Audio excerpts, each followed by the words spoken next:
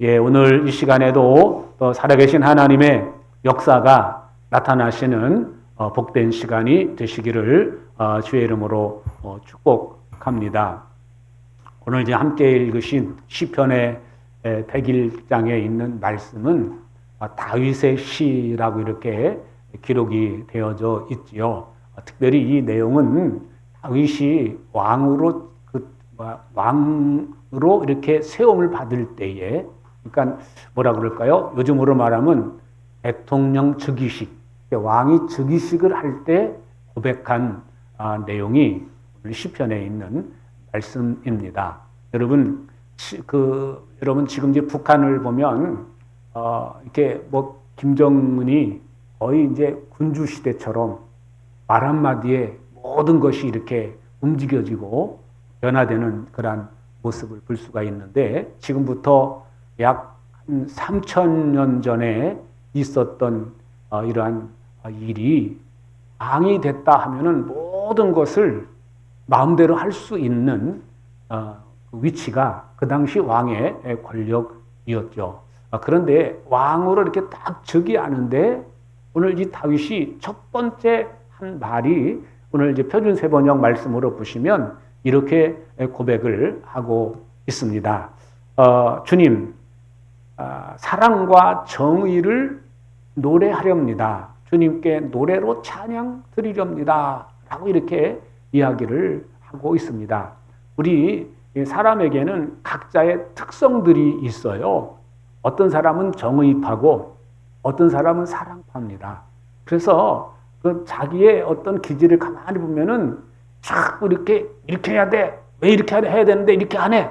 이런 마음이 강하게 들어가지고 그거를 표현을 하는 사람이 있고, 또 그렇게 말하는 사람들은 그냥 말하면 정의파예요. 정의파. 이거는 잘못된 거야. 그래서 그것이 너무 그게 이제 맞는데 너무 그것만 주장하다 보면 삭막하죠. 또 어떤 사람은 사랑 쪽에 그래. 그럴 수도 있는 거지 하면서 이렇게 자꾸 어떤 일을 할 때 자꾸 덮어주려고 하고 이해해 주려고 하고 그런 기질이 있으세요. 여러분들은 어느 쪽이십니까? 여러분 스스로를 바라볼 때 나는 정의 쪽을 더 많이 주장하는 그쪽으로 기울어져 있는지, 아니면 사랑 쪽으로 기울어져 있는지, 이거를 한번 가만히 돌이켜 보십시오. 근데 이 어느 쪽으로도 이렇게 기울어지면 한쪽이 뭔가 부족한 그런 모습이 나타나게 되어 있습니다. 근데 오늘 이 다윗은 사랑과 정의, 오늘 말씀해 보면 사랑과 정의를 같이 균형 잡게 내가 노래하겠다. 노래한다라고 하는 말은 내가 이렇게 살겠습니다라고 계속 이렇게 말하는 것이죠. 노래한다라는 말은 제가 어렸을 때는 막 그냥 어린이들이 부모님한테 또 어른한테 이것 좀 해주세요. 막 그래 반복해서 얘기하면 아이고 야 노래를 불러. 그런 거 여러분 경험해 보셨죠? 노래를 불러.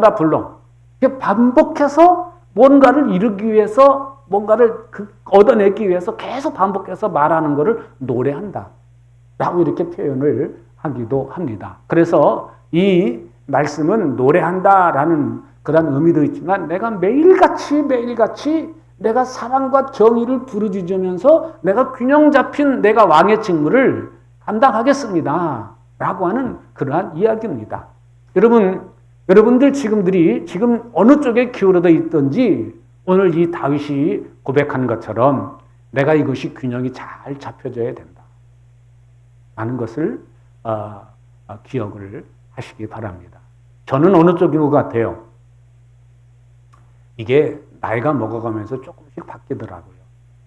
젊을 때에는요, 뭐가 이렇게 잘못되어져 또 이렇게 바르게 되어지지 않을 때 화가 막 올라오고, 또 그러다 보니까 정의파는 화를 잘 내요. 김옥순 권사님은 어느 파세요? 제가 김옥순 권사님을 20년 동안 지켜보니까 김옥순 권사님은 정의파에 가까워. 뭐가 안 되면 푹 해가지고 얼굴이 붉긋붉긋해지고 막 그러죠.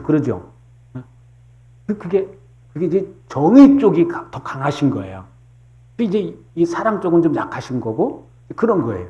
그래서 근데 내 부족한 점을 우리가 잘 알고 이렇게 자꾸 이렇게 부족한 점을 놓고 기도를 하셔야 됩니다. 나는 어느 쪽이냐? 근데 이 다윗은 왕이 된 상황에서는 굳이 이런 걸 할 필요가 없는데도 불구하고 자기는 왕으로서 그런 내가 왕이지만 내가 사랑과 정의를 균형 잡힌 역할을 내가 잘 감당을 하겠습니다. 내가 매일같이 노래하겠습니다. 내가 읊조리겠습니다. 내가 고백하겠습니다. 라고 이렇게 선포하고 이렇게 시작하는 그런 모습을 살펴볼 수가 있습니다. 그리고 여기 이제 2절에 보시면 이렇게 말씀에 나옵니다. 흠없는 길을 배워 깨달으렵니다. 언제 나에게 오시렵니까? 나는 궁전에서 흠이 없는 마음으로 하렵니다. 요거를 좀 바꿔서 좀 설명하면 쉽죠. 요거는 이제 궁전 그러면 다윗이 집이죠. 집. 그러니까 우리로 말하면 내 가정에서 내가 흠이 없게 살렵니다. 밖에서 보이는 멋지게 보이려고 하는 내 모습과 집 안에서 보이는 내 모습이 같게 살려고 그럽니다. 그렇게 고백을 합니다. 이게요, 쉽지 않죠. 이렇게 사는 게 보통 쉬운 일이 아닙니다. 어렵죠. 어려워요. 그런데 밖에서는 내가 이 직장에서 일을 하고 어디서 일을 하고 또 예배당에 와서 막 할 때는 언제든지 내가 웃어줄 수 있고 그래요 그럴 수 있는데요. 편한 그 집안에 들어가는 게 가장 편하죠. 그러니까 이 집 안에서도 이렇게 표현하면서 내가 예배당에서 했던 행동을 그대로 집 안에서 이렇게 하기가 쉽지 않아요. 제 경험 보니까 그렇더라고요. 우리 집사람이 가끔 했던 말이 아이고 강단에서는 뭐 천사처럼 하는데 집에서는 막 그렇게 핀잔을 여러 번 들었던 그런 기억이 나요. 그래서 이게 이거를 내가 그렇게 살려고 합니다. 내가 그렇게 살겠습니다. 가정에서든지 어디서든지 내가 같은 마음을 품고 내가 흠이 없게 정결하게 좀 살겠습니다. 라고 자꾸 결심하고 결단하고 고백하고 선포하는 것. 그렇게 여러분들이 입술로 선포하고 마음으로 그렇게 결심하고 선포하고 그리고 기도할 때 그렇게 살게 될 줄로 믿습니다. 그리고 또 이어서 3절에 보시면 나는 비천한 것을 악한 것은 눈앞에 얼씬도 못하게 하렵니다. 거스르는 행위를 미워하고 그런 자와는 손도 잡지 않고 다음 절이요. 구부러진 생각을 멀리하고 악한 일은 용납하지 않겠습니다. 여러분 우리가 살면서 자꾸 이렇게 보지 말아야 될 것을 보면 판단하게 되고 자꾸 판단이 자꾸 심하게 되면은 나도 모르게 그렇게 돼가죠. 이렇게 바뀝니다.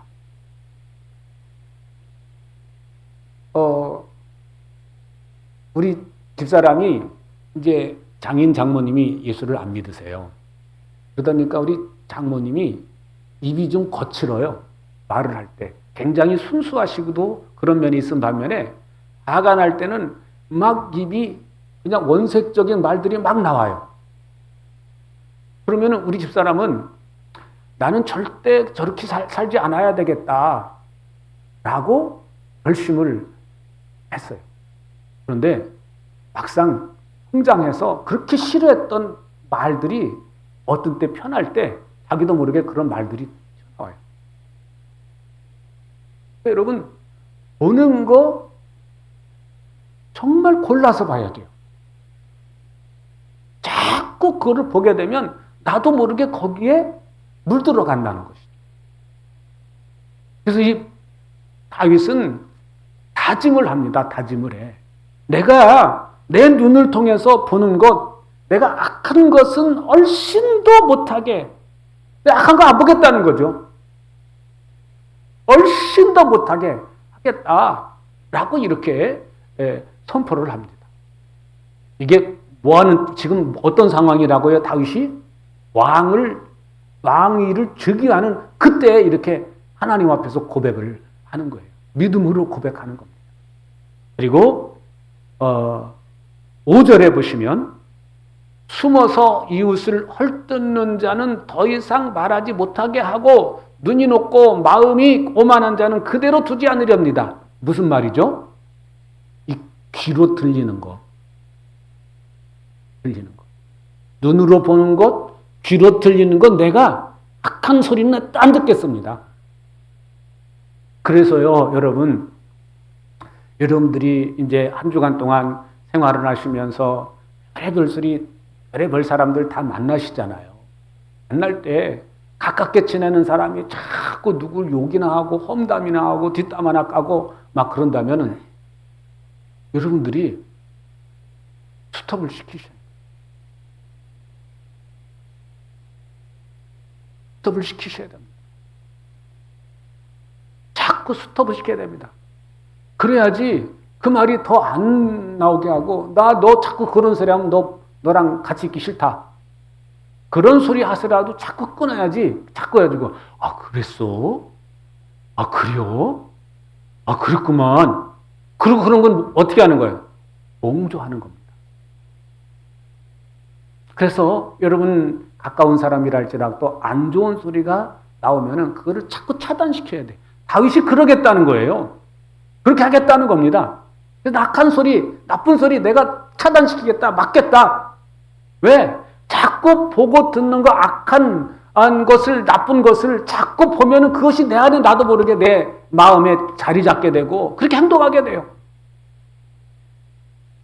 오늘 아침 제가 신문을 보는데 이런 내용이 나왔어요. 어떤 여자가 이제 결혼을 해서 생활을 하는데 남편이 사업이 망했어요. 그래가지고 서로 위장이혼을 했어요. 위장이혼을. 근데 이 부인이 자기 남편한테 사망보험금을 들은 게 상당히 많아요. 그런데 갑자기 이 여자의 마음에 어떤 생각이 들었냐면, 뭘 보고 그런 생각이 들면 그 사망보험금을 내 거로 만들어야 돼요. 그래가지고 그 음료수에다가 농약을 타가지고 자기 시어머니하고 자기 남편한테 줘가지고 죽이려고 시도를 했어요.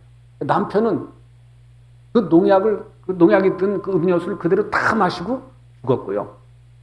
시어머니는 보니까 써가지고 입으로 뱉어가지고 괜찮았대요. 그런데요, 그것을 해가지고 사망보험을 다 온전히 다 자기 거로 타고요. 그리고 계속 사람을 죽이는 거예요.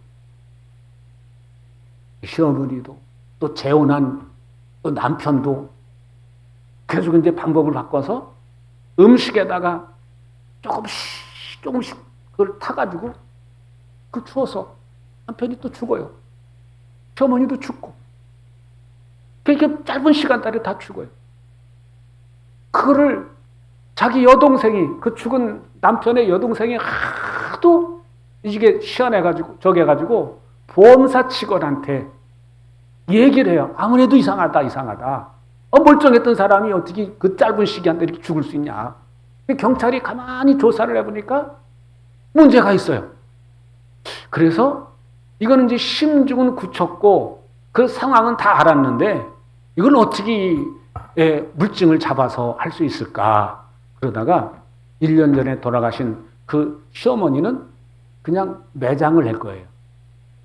그래서 그 가족들의 동의를 받아가지고 그 매장된 시신에서 검사를 하니까 그 속에 농약 성분이 해가지고 그 여인을 잡았는데, 그 여인이 말하기를 내 안에 내 속에 그런 악한 생각이 들어있다. 악한 영이 들어있다. 나를 이렇게 스톱시켜줘서 감사하다. 왜냐하면 자기 친딸도 그렇게 죽이려고 하다가 완전 장기를 망가뜨렸죠. 자기 군대 간 자기 아들도 봤으면 자기가 죽였을 거라는 거예요. 여러분, 악한 생각이 한번 눈을 통해서 귀를 통해서 들어오면요, 걷잡을 수 없는 거예요. 수톱을 못하는 거예요. 그래서 정말 이 다윗의 고백이 오늘 저와 여러분들의 고백이 되실 수 있기를 바랍니다. 그러면 우리가 다음 7절, 8절 이어서 봅니다. 속이는 자는 나의 궁전에서 6절부터 보겠습니다. 6절. 나는 이 땅에서 믿음직한 사람을 눈여겨보았다가 내 곁에 있게 하고 흠이 없이 사는 사람을 찾아서 나를 받들게 하렵니다. 이거는 어떤가 하면 계속해서 나는 끊임없이 나와 함께 일할 동역자를 구하겠다는 얘기죠. 자기가 왕궁에서 왕이지만 나 혼자 이 나라를 다스릴 수가 없으니까 정말 신실한 사람, 믿음직한 사람, 괜찮은 사람을 계속 찾아서 그 사람들을 내 곁에 하겠다. 그렇게 고백을 하고 있습니다. 여러분, 오늘 우리로 말하면 계속해서 내가 계속 이 친구랑 교제할 때 내 믿음의 플러스가 되는가? 그런 것들을 우리가 생각을 하고 또 내가 이 사람한테 선한 영향력을 끼칠 수 있는가? 내가 기도하고 내가 찬송하고 내가 하나님 앞에 바로 서서 이 사람에게 영향력을 줘서 이 사람을 하나님 앞으로 인도할 수 있는가? 그걸 끊임없이 보면서 내 주변에 있는 사람들을 살펴보는 그러한 일을 우리가 꾸준히 감당을 해야 되는 줄로 믿습니다. 그러면 우리 이제 7절, 8절에 보시면 이 땅에 속이는 자는 나의 궁전에서 살지 못하게 하며 거짓말하는 자는 내 앞에 서지 못하게 하렵니다. 이 땅의 모든 악인들에게 아침마다 입을 다물게 하고 악을 일삼는 자들을 주의 성에서 끌어내렵니다.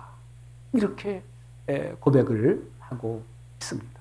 여러분, 우리가 이렇게 다윗은 끝까지 나는 악한 사람들은 상종도 하지 않을 것이고 계속해서 나는 내가 주변에 나에게 선한 영향을 줄 수 있는 그러한 신실한 사람들을 내 친구로 하겠습니다. 내 일꾼으로 삼겠습니다. 라고 이렇게 고백을 하고 있죠. 그러면 오늘 이 말씀을 보면서 우리가 해야 될 일이 뭘까? 어떻게 하면 이렇게 될까? 오늘 말씀을 다시 한번 정리하면 우리 다음 좀 띄워주세요.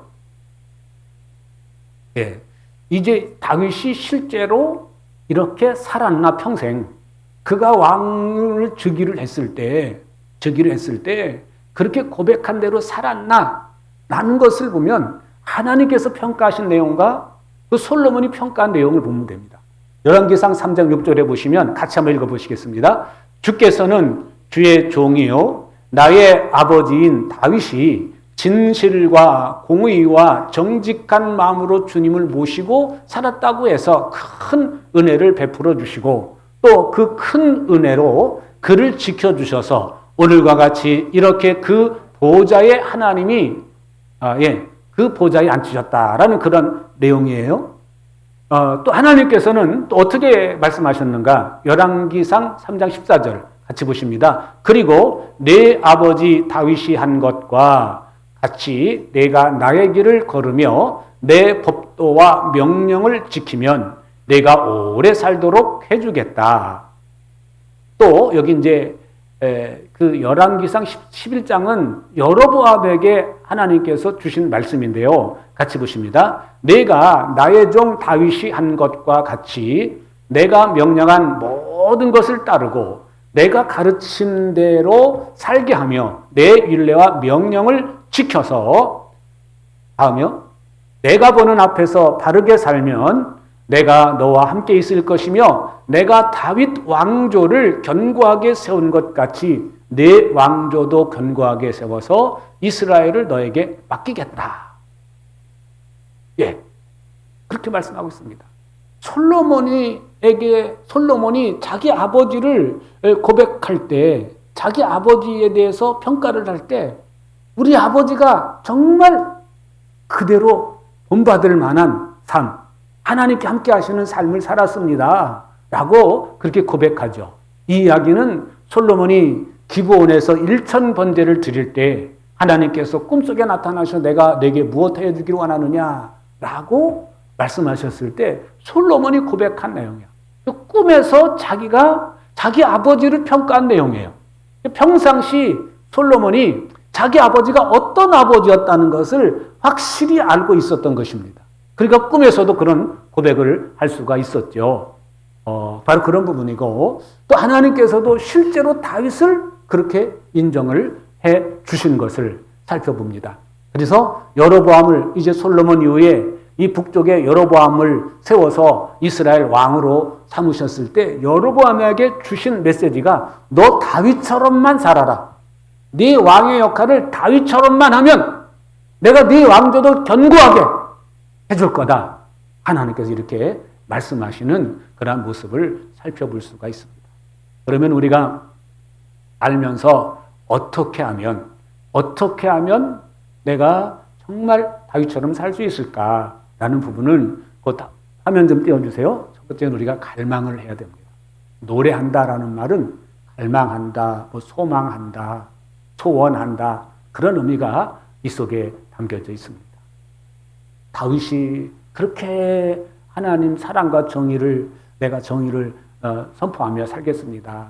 내가 노래하며 살겠습니다. 라는 것처럼 우리 마음속에 그런 소원이 있어야 됩니다. 내 마음에 그렇게 살고자 하는 마음이 없는데 어떻게 그렇게 살겠습니까? 또한 주님이 함께 하심을 소원해야 됩니다. 주님, 나는 주님이 없이는 하나도 할 수 없는 어리석은 존재입니다. 그게 내 안에서 내 마음으로 내 입술로 고백이 되어질 때 그런 삶을 살 수가 있는 줄로 믿습니다. 제가 한 사람을 좀 소개하려고 합니다. 록펠러라고 하는 사람인데요. 이 사람 여러분들이 알고 있는 것처럼 석유왕이죠. 석유왕. 23세에 사업을 시작해서 33세에 미국 최고의 부자가 되었고 43세에 세계 최고 부자, 또 53세에는 일주일에 100만 불씩 벌었다고 그러죠. 지금으로 말하면 약 1000만 불. 지금으로 말하면 일주일에 1000만 불씩 버는 거예요. 그런데 이 사람이 53세 때 문제가 생겨요. 과로와 또 걱정과 또 운동, 휴식 부족으로 탈모증이 생겨. 머리털이 막 탈모가 되고요. 그리고 늘 불면증에 시달리는 거예요. 병원에 갔더니 1년밖에 못 산대요. 평생 이 사람은 모으는 일만 했어요. 그래서 많은 사람의 눈에 눈물을 많이 흘리게 했죠. 그래서 기업을 막 합병해서 키우고 그러다 보니까 적들이 많은 거예요. 못된 짓도 많이 한 거예요. 자기 돈 벌기 위해서. 그래서 항상 모든 사람은 의심할 수밖에 없고 늘 경원을 의지해서 어디 가든지 다닐 수밖에 없는 그런 삶을 살았습니다. 어떤 기자가 질문합니다. 당신은 세계 최고의 부자인데 돈을 얼마나 더 벌길 원하나요? 라고 질문했을 때 이분의 답변이 조금만 더 벌고요. 조금만 더 병에 걸린 겁니다. 이 사람이 볼 때 걸어다니는 미라라고 이렇게 합니다. 그래서 53세에 병원에 갔더니 그 병원 의사가 하는 말이 1년 이상 살 수 없습니다.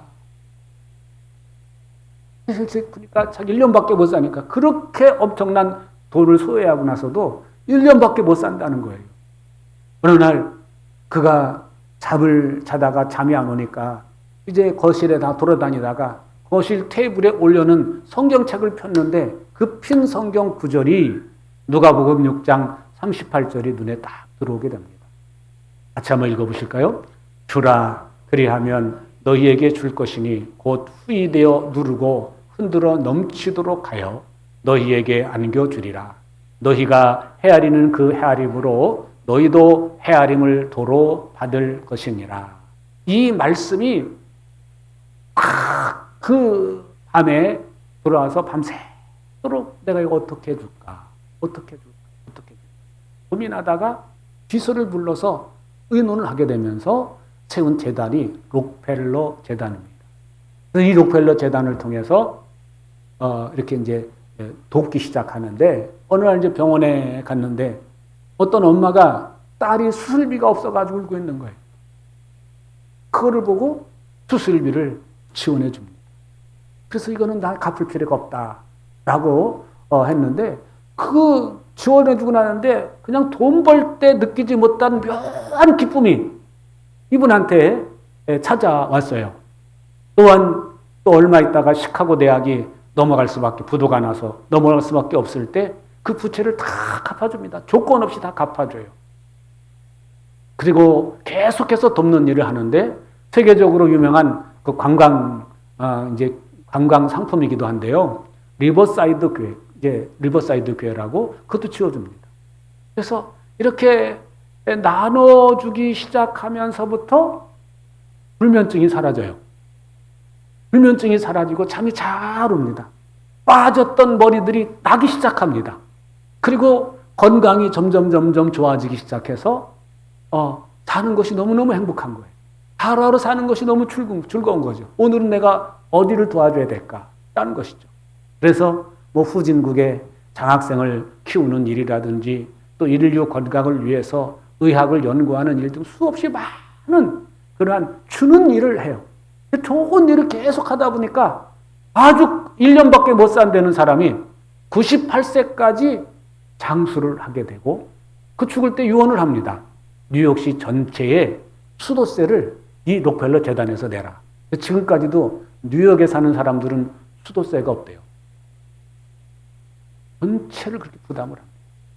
이 사람이 예수를 안 믿는 사람이었을까요? 그럼 어렸을 때부터 교회 다녔어요. 그런데요, 믿음과 내 회사의 사업과는 관계가 없이 살았던 거예요. 어렸을 때부터 예수 믿었어요. 그런데 그가 돈의 그 중심이 딱 뺏기다 보니까 하나님과는 관계없는 거예요. 물론 주일날 예배 드렸겠죠, 당연히. 근데 이분이 이렇게 나누기 시작하면서부터 그 어머니가 그 자식을 가난하게 살았던 그 당시에 자식을 위해서 기도했었던 그 기도가 생각나기 시작하고 그리고 어머니가 남겨주었던 10가지의 그 유언의 그 메시지를 붙잡고 제일 먼저 와서 제일 앞자리에 앉고 뭐 11조를 하고 뭐 그런 얘기 여러분 들으셨지 않습니까? 그것을 그때부터 이제 정상적으로 실천하게 되고 지금이야 뭐 전산이 좋았지만 그 당시에는 전산 장치가 안 좋았으니까 그 록펠러가 벌어들이는 돈의 11조를 계산하는 사람이 40명이었을 정도로 하나님 그렇게 11조를 많이 하는 사람이 되었다라는 것을 볼 수 있습니다.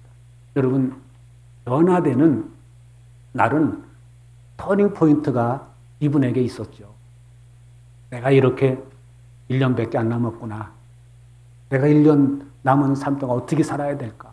고민하는 중에 그 성경을 피게 되고 그 성경 말씀이 가슴에 박혀서 그 말씀을 실천하기 시작했을 때 하나님께서 함께 하시는 그런 은혜가 있었고 그의 삶이 그때부터 놀랍게 변화되는 역사가 많았습니다. 여러분들에게는 오늘이 바로 그날이 되시기 바랍니다. 정말 내가 이렇게 살아서는 안 되겠다. 이 다윗이 왕의 즉위식을 하면서 정말 그 살면서 정말 그 못된 짓을 안 했을까요? 여러분 잘 알고 있는 것처럼 밧세바와 간음하고 그 남편을 전쟁터에서 죽이고 살인자입니다. 아주 못된 삶이었어요. 근데 다윗이 어떻게 그 삶을 이렇게 잘 살 수 있었을까? 그것은 늘 그가 잠시 곁길로 나갔지만 하나님 편에 서기로 그렇게 결단을 왕의 즉위식 때부터 그걸 그렇게 살기로 결심하고 결단하고 계속 마음으로 고백하고 입술로 고백하는 삶을 살았기 때문인 줄로 믿습니다. 오늘 여러분들은 다윗처럼 살인하지 않았죠. 간음하지도 않았고요. 그렇다면 오늘 우리는 정말 다윗보다도 더 멋진 삶을 살 수 있는 그런 틀이 갖춰진 사람인 줄로 믿습니다. 오늘 이 말씀이, 이 다윗의 고백이 오늘 저와 여러분들의 고백이 되어서 여러분들의 삶이 더욱더 아름다워지는 복된 삶이 되시기를 주의 이름으로 축복합니다.